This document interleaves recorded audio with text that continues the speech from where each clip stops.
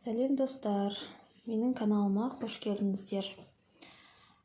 Біз алдыңғы видеода осындай балаларға арналған кедінің табанын, екі жақ жағын және тұмсығын тоқыған болатынбыз. Енді тілшесімен жаны және қандай бауы қалып тоқитын. Бірінші тілшесіне бастаймыз. Ол үшін аяқтаған жер бар ғой, ақ. Осы жерде мына екінші көк жібімізді суырып аламыз.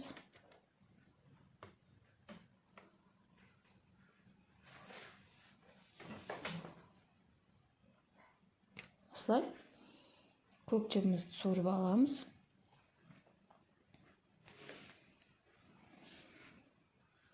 Айналдыр жерімізді бір без накид аламыз. Шамалы тартамыз. Осылай без накид, 14 без накид тоқып шығамыз. Жаңа ақты тоқыған сияқты. Алдыңғы видеода ақты тоқыдық қой. Сол сияқты 14 без накид тоқып шығамыз.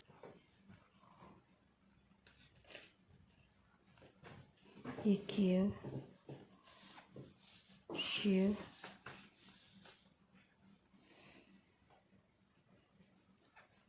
төртеу, бесеу,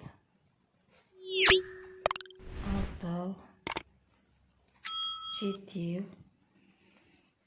сегіз, тоғыз, 10, 11, 12, 13, 14.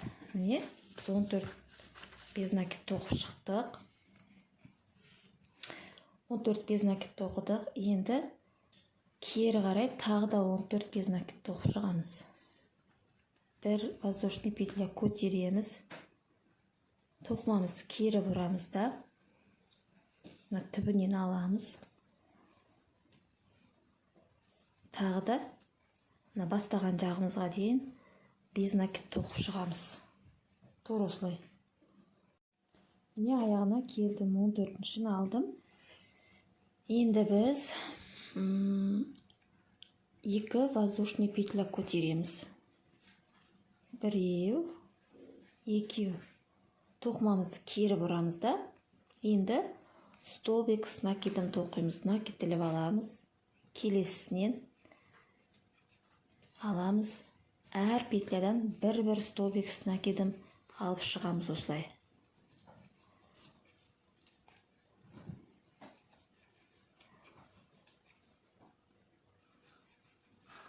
Осылай аяғына дейін әр петлядан столбик с накидым алып шығамыз.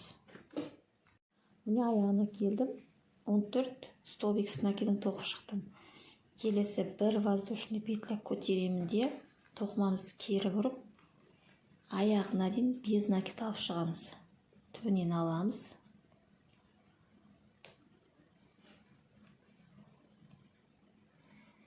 Осылай аяғына дейін без накид тоқып шығамыз.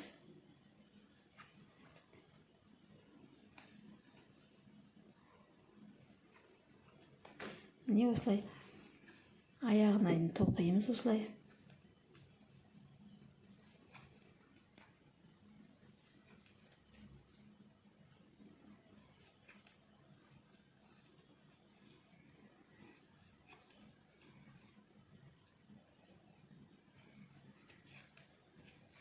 Екі воздушный көтердік қой, осы жердің шеткі ілмегінен алып тоқып жібереміз.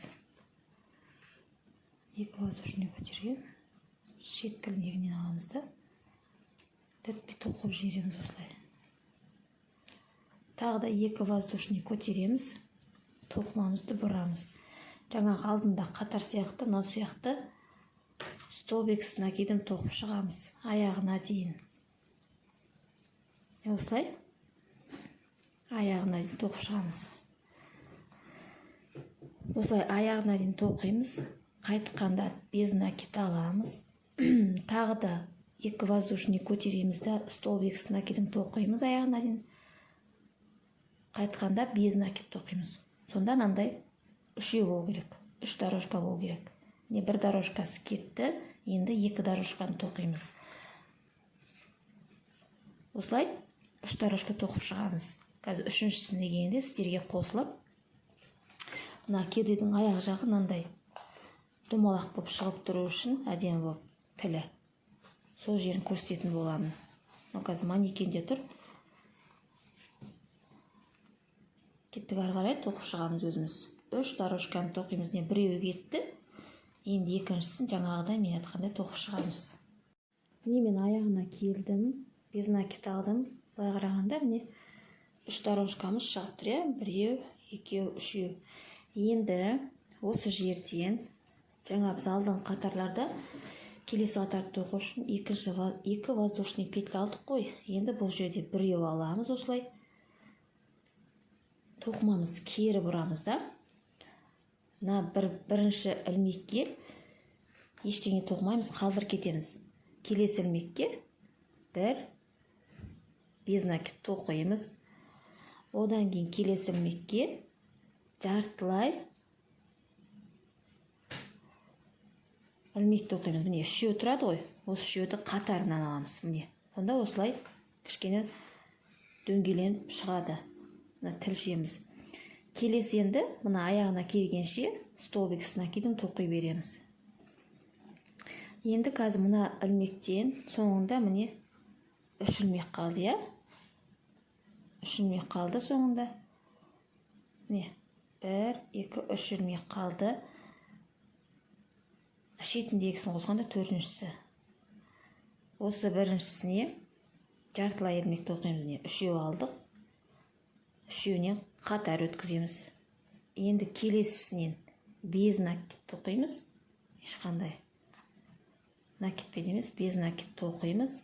Ең соңғы ілмек мына жерде осыған біріктіреміз. Осылай алып шығамыз. Осымен біздің тілшеміз бітті. Осылай аламыз да. Біреу аламыз да. Қиып тастаймыз. Бұлай тартамыз. Міне осы екі жағы кішкене дөңгелектен осылай. Енді тілшеміздің шетін жиектейміз. Мынандай шеті былай кедір-бұдыр болып тұрмас үшін жиектеп шығамыз. Ол үшін мына жерге өткіземіз де бір петля көтереміз. Бір воздушный петля көтереміз. Сосын мына 2 ілмек көтерген жер бар ғой, сол жерден 2 без накид аламыз. Одан кейін ортасындағы без накид алған жерге біреу аламыз. Мына 2 ілмек көтерген жерге екеу аламыз. Осылай екеу аламыз. Без накид алған жерге біреу, мына жерге екеу аламыз. Без накид алған жерге біреу аламыз осылай.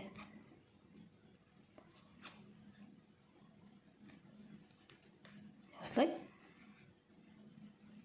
Мына тесіктері ештеңе етпейді. Ол мына баудан көрінбей тұрады екі жақ шетінде. Егер мына шетінен бір-бір әр тесіктен бір-бір без накид алатын болсақ, бұлай тартылып қалады.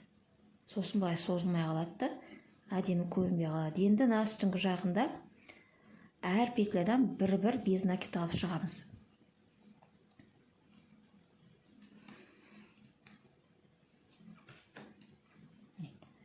Осылай әр петлядан бір-бір без накид алып шығатын боламыз.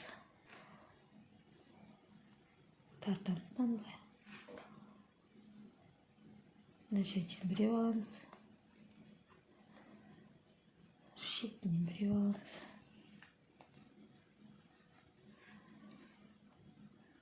Без накид алған жерден біреу аламыз.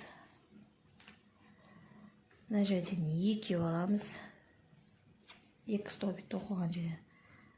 Мына жерден біреу аламыз. Жерден екеу.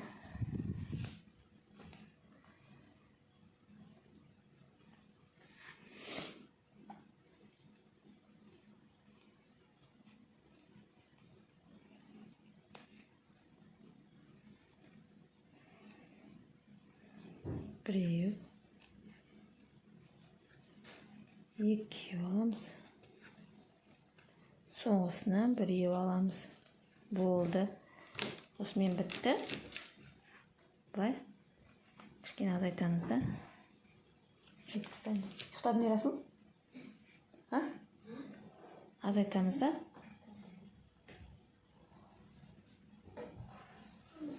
Қиып тастаймыз осылай. Не осындай болып шығады.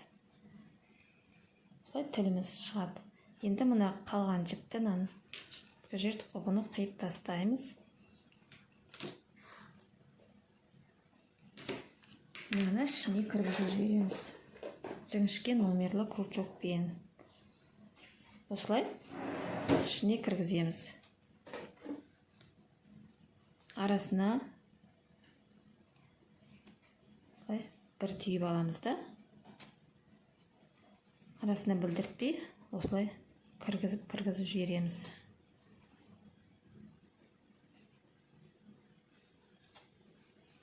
Сосын қиып тастаймыз ішкі жағынан. Шетіндегі жіпті де қиып тастаймыз. Міне, осымен біздің тіліміз аяқталды. Міне, өте әдемі шықты. Қазір енді біз мына екі жақ жанын тоқитын боламыз. Ол үшін міне бізде алдыңғы тұмсығын тоққан кезде 14 ілмек санадық қой екі жағынан да. Сосын 15 ілмектен бастап тоқыдық.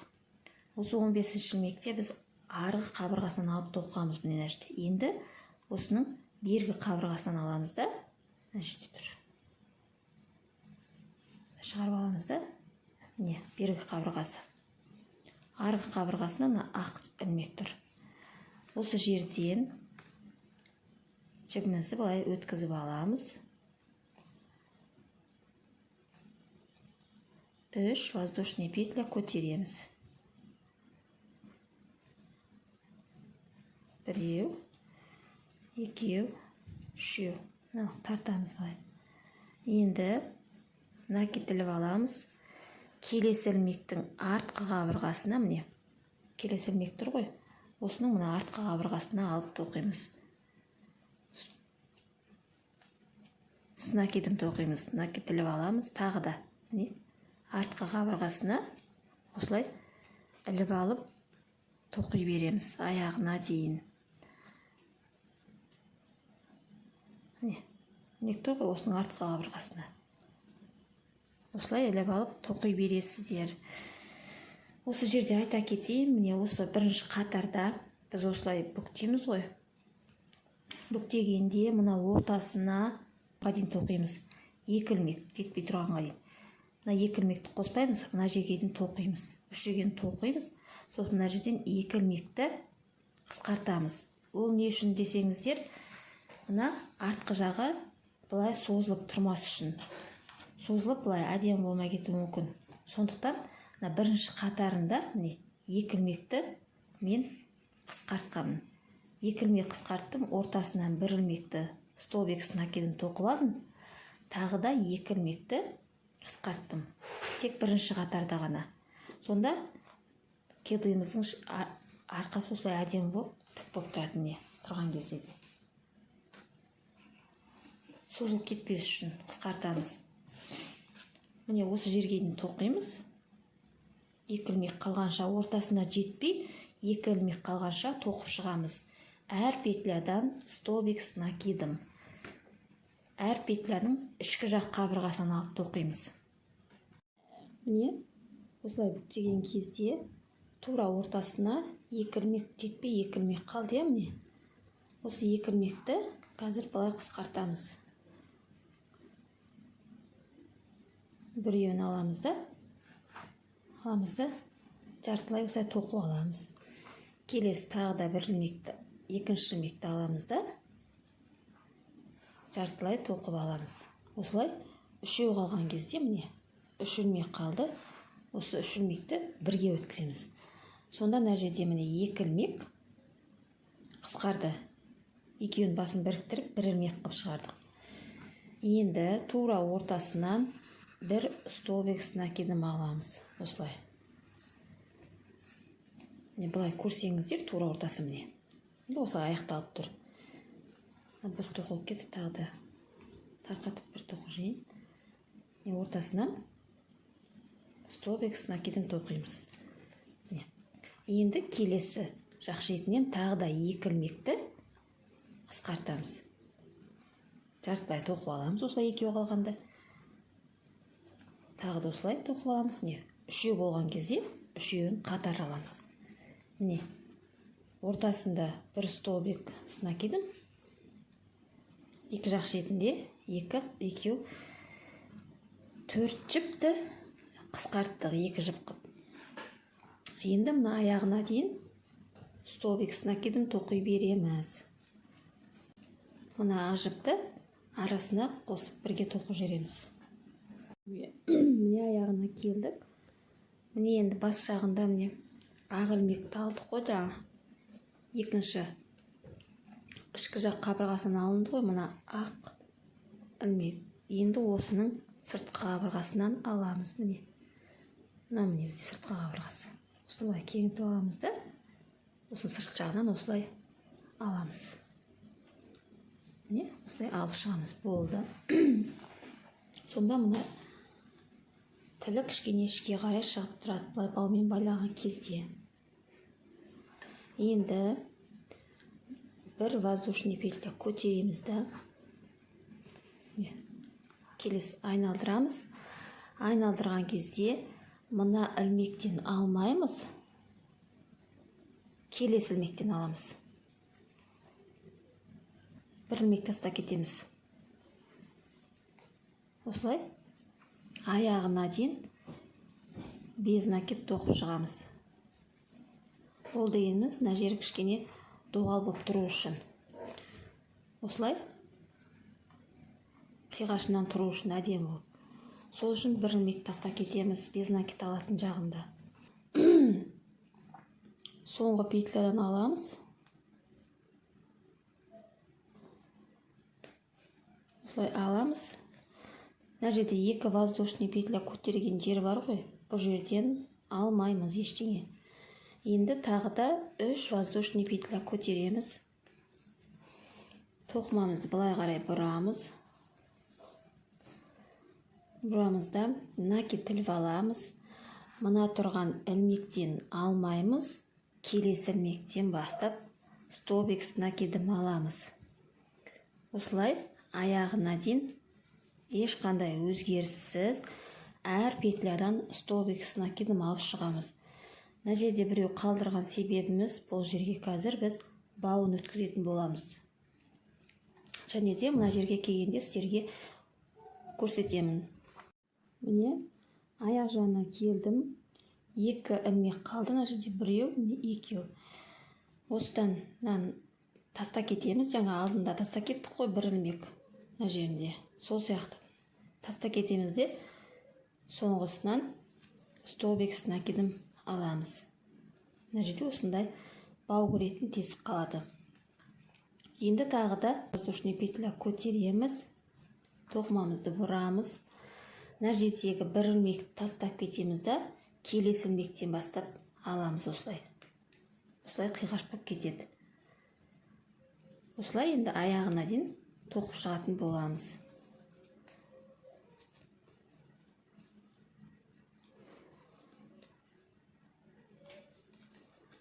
Аяғына келгенше мына воздушный петля көтерген жерге дейін тоқимыз, мына жерге дейін. Үшегені тоқимыз, мына жерден алмаймыз.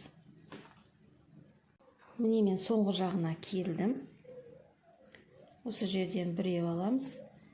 Сосын мына жерден тағы біреу аламыз. Болды. Мына 3 воздушный көтерген жерден, бұл жерден ешқандай ілмек алмаймыз. Келесі 3 воздушный петля көтереміз. 2, 3. Тоқымамызды бұрамыз. Тағы да бір петля тастап кетеміз. Мына жердегі петляны тастаймыз да, мына үшіншісіне столбик накидін тоқып шығамыз. Осылай қайталана береді. 5-ші қатар, бізде мына 2, 4 болды. 1, 2, 3, 4, мына 5-ші қатар. Осылай 5-ші қатарды аяғына дейін тоқимыз. 6-ші қатарда без накид аламыз. Жаңа көрсеткенімдей, тағы да алдына бір ілмек таста кетеміз. 6-ші қатарды тоқимыз. 7-ші қатарда осы жаққа келгенде аяқтаймыз. Осылай 7-ші қатарда мен сіздерге қосылатын боламын. Тура осылай тоқи бересіздер міне. Келесі қатарда да осылай бір ілмек тастап, баудың орнын қалдырасыздар. Сол қатармен біз аяқтаймыз. Міне 7-ші қатарға келдім. Соңынан 2 ілмек қалды, иә. Осыдан бір ілмек таста кетемін де, соңғы ілмектен столбик с накидом аламын. Осымен міне біздің килиміздің жаны бітті. 1, 2, 3, 4. Осы жерден былай аламыз да қиып тастаймыз. 7-ші қатарымыз бітіреміз. Осымен біздің 7-ші қатарымыз бітті. Міне осылай болып. Енді бізге жаңағы тілімізді жиектедік қой. Сол сияқты бұның шетін де жиектеп шығамыз. Мынандай кедір-бұдыр болып тұрмас үшін.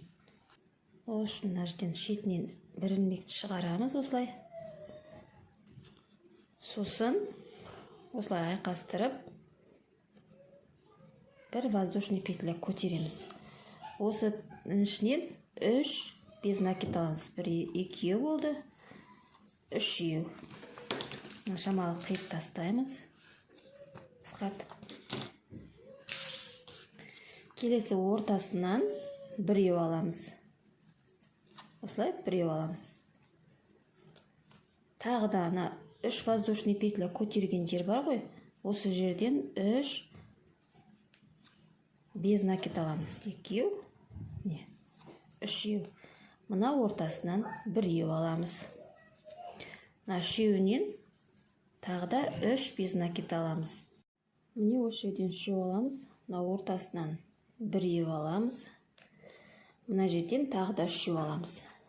1, 2, 3. Енді әр петлядан бір без накид алып шығамыз.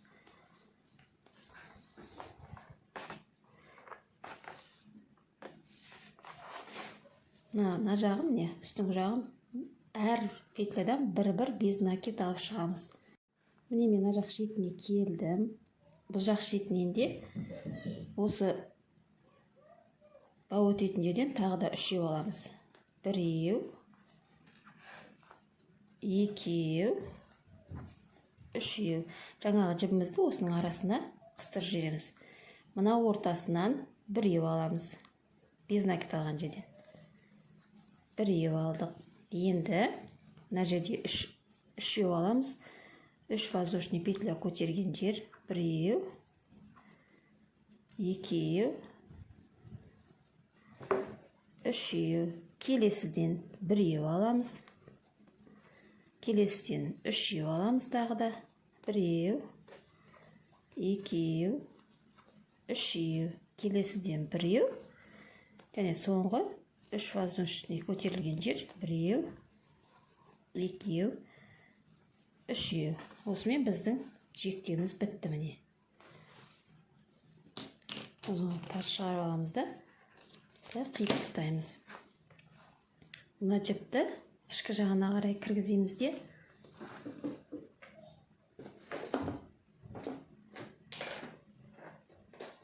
Жіңішке номерлі крючокпен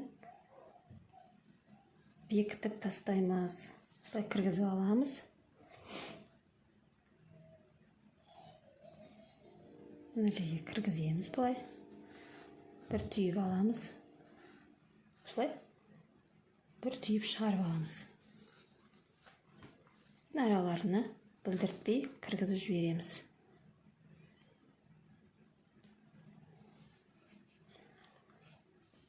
Осылай.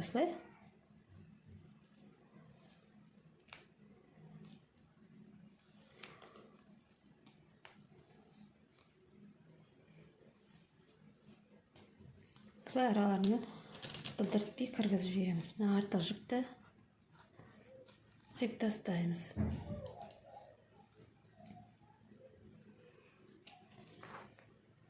осылай артық қалған жіптерді қиып тастаймыз. Міне біздің кедеміз бітті. Осылай болып шықты. Енді бізге бау тоқу ғана қалды. Мына бауын тоқимыз. Көк жіпті ала тұрамыз. Бау тоқу үшін мен ақ жіпті пайдаландым. Бау тоқу үшін міне осындай түйіншек жасап аламыз. Мен мына бауда 150 воздушный петля тердім. Негізі әркім өзі біледі. Кейбіреулер 200 тереді, кейбіреу 170 тереді. Бірақ мен екеуін де теріп тоқып көрдім. Маған ол ұзын болып көрінді. Мен сосын 150 воздушный петля тердім. Қазір осылай аламыз да 150 воздушный петля тереміз. 1, 2, 3, 4, 5, 6, 7, 8, 9, 10. Міне осылай 150 воздушный петля тереміз. Міне 10 тердік қой, енді 140 терем. Міне мен 150 петля теріп алдым. Осындай ұзындықта болды менікі.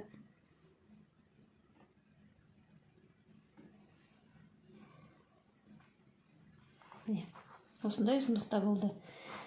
Енді бір ілмек тағы тоқимыз да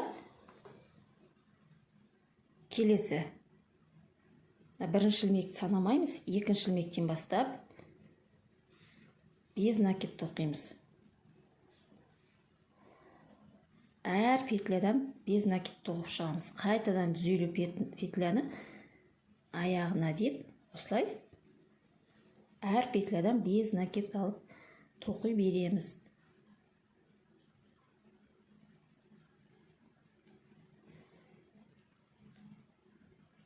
Осылай әр петлядан алып тоқи береміз.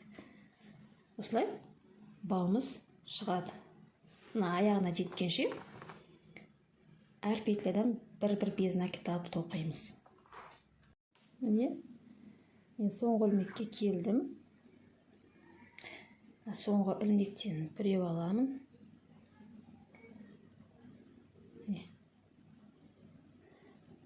Суырып аламын да қашымен қиып тастаймын. Міне осылай болады. Міне осымен бауымыз біздің дайын. Екі жақ шетіндегі жіпті былай бір түйеміз деп, екі жақ шетіне білдіртпей осылай араларына өткізіп жібереміз. Міне екі жағында жіпті осылай араларына қыстырып білдіртпей кіргізіп жібереміз. Осыны артық қалған жіпті былай қиып тастаймыз. Міне осымен біздің бауымыз дайын. Осындай әдемі бауымыз шықты. Міне мен кедеға бауын өткізіп манекенге кидіріп дайындадым. Әдемі, сәнді әрі жылы. Егер де видеоның соңына дейін көрсеңіз, видеоға лайк басып, комментарий жазыңыз. Және міндетті түрде менің каналыма тіркелуді ұмытпаңыз. Сіздермен болған Алуа.